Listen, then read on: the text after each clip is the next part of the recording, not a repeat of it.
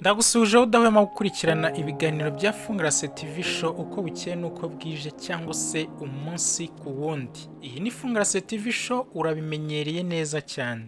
Turakwibutsa gukora subscribe utarayikora, nawe wayikoze wibuke gukora ku nzogera kugira ujye ubasha kwakira amavideo cyangwa se amakuru yose tugiye tugarukaho umunsi ku wundi mu bambere.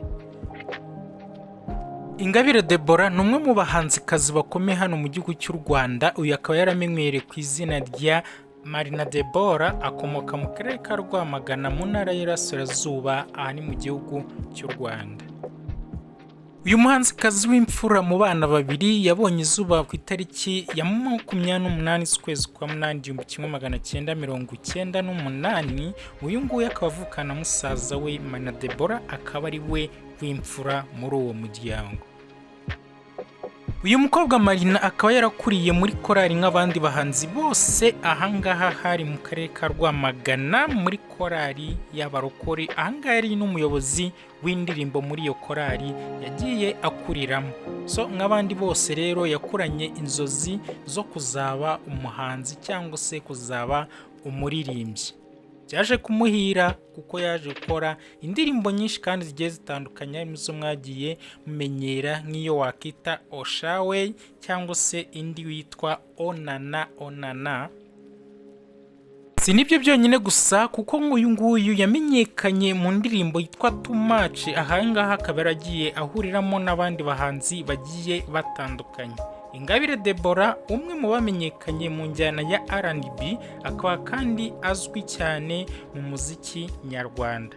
Uyu nguyu yatangiye kumenyekana muri Gashyantare mu mwaka w'2017 ubwo yashyiraga hanze indirimbo ye ya mbere yitwa Byarara Bibaye. Uyu muhanzikazi akaba yarinjiye mu muziki wa nyarwanda asanga inzira zaharawe ku buryo bugaragara rwose, kuko uyu nguyu yabashije kuzamukira mu biganza bya Uncle Austin, akaba ari we wari ushinzwe kureberera inyungu ze n'iterambere ryiwe muri rusange. Uyu muhanzi akaba yaraje gusinya amasezerano n'inzu ya Record. Ahangaha akaba ari we muhanzi wa mbere wari utangiranye n'iyi nzu ya Record.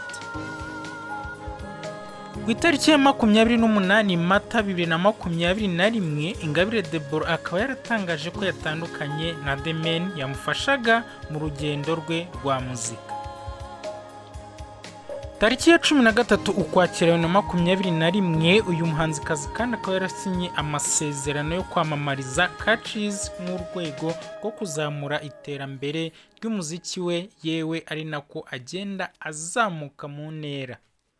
Marina Deborah akomeje kuba akasa mutwe mu mitima ya benshi kubera yuko uyu nguyu yaherutse gushyira hanze indirimbo yakoranye na YK Band yitwa Ndokose. Ikaba amaje kurebwa n'abarenga 388,000. Si nibyo gusa kuko kuri YouTube channel yiwe ari gukurikirwa n'abarenga 777,500. Kuri Instagram ni 243. Urumva yuko arakataje mu iterambere ryiwe, umuziki wiwe umaje kugera urwego ruhambaye. So uyu munsi nka Fungrase rero reka dusoreze ahangaha amwe mu mateka ya Marina Deborah.